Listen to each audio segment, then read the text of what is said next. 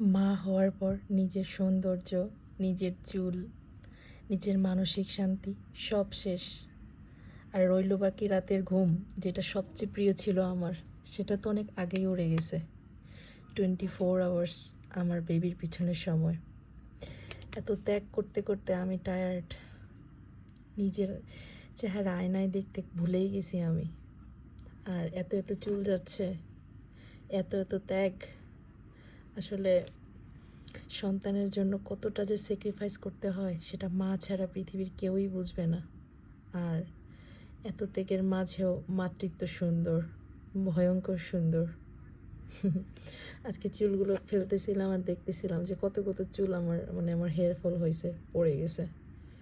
আমি জানি না, অনেকের দেখছি যে চুল হেয়ার ফল হয় নাই, অনেকেরই দেখি যে পড়ে নাই, কিন্তু আমার ভীষণই হেয়ার ফল হয়েছে। মাথার চুলগুলোও গ্রে হয়ে গেছে, বয়সের আগেই সাদা হয়ে যাচ্ছে। কী যে অবস্থা! সারাদিন টেনশন, ডিপ্রেশন, আর কিছু ভাল লাগে না। মনটা এত খারাপ লাগে, আয়না দেখতেই ভুলে যাচ্ছি দিন দিন।